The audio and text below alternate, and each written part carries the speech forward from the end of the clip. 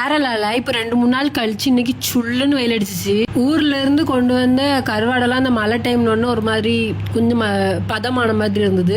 சரி வெயிலில் கொஞ்சம் போட்டு வச்சுக்கணும். வெயிலில் வச்சா காக்காலாம் சுற்றி சுற்றி அதையே நோட்ட விட்டுட்டே இருக்குது. கொஞ்சம் மிஸ் ஆனால் தூக்கிட்டு போயிடும். அதனாலே பயந்து கொஞ்ச நேரம் வச்சுட்டு உள்ளே எடுத்துட்டேன்.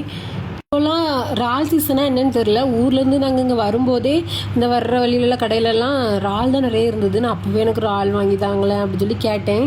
நான் ஒரு 2 நாள் போட்டுடி நான் வாங்கி தரேன் அப்படி சொன்னாங்க. இன்றைக்கி காலையிலேயே வேலைக்கு போயிட்டு வரும்போது ஒரு கவர் நிறைஞ்சாலும் எல்லாமே பெரிய பெரிய இறாலாக இருந்தது.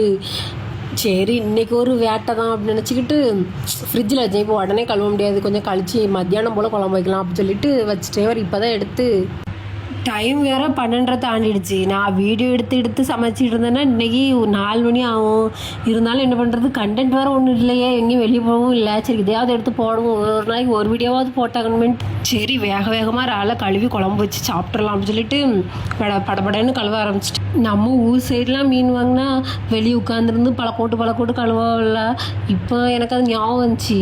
இப்போ நம்ம வெளியே இடம் இருந்தால் கூட வெளியே போய் கழுவலாம். ஆனால் நான் மீன் ஓரளவுக்கு வெளியே பின்னாடி இந்த ஓனர் வீட்டு பின்னாடி கொஞ்சம் இடம் உண்டு, அங்கே தான் போய் கழுவுவேன். ஏன்னா செல்லெல்லாம் இருக்கும்ல, வீடு பூரா இதாகும். இது இறால்னோடனே இங்கே உள்ளே வச்சு கழுவுனேன். கழுவுனதுக்கப்புறம் பார்த்தா இறால் கொஞ்சம் தான் இருக்குது, அது வேஸ்ட் தான் அதிகமாக இருக்குது.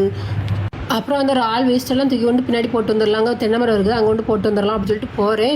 எங்கள் ஹவுஸ் ஓனர் குறுகுறுன்னு அந்த துணி சாப்பிடுவாங்களே அந்த கல் பக்கத்தில் அப்படி நின்றுக்கிட்டு அப்படி கூர்ந்து பார்த்துக்கிட்டு இருக்காங்க. நான் ஒன்று சும்மா படக்குன்னு என்னாச்சு பாம்பா அப்படின்னு கேட்க அவங்க படக்குன்னு ஒரு துடிப்பு துடிச்சிட்டாங்க.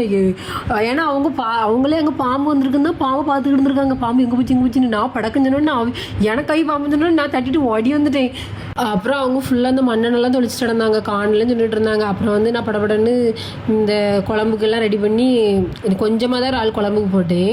ஒரு 5-6 எண்ணம் பொரிக்க நல்லா டேஸ்ட்டாக இருக்கும்ட்டு பொரிக்க வச்சுருந்தேன். அப்புறம் 5-6 எண்ணம் நாளைக்கு குழம்பு வைக்கலாம் அப்படின்னு சொல்லி உள்ள வச்சுட்டேன்.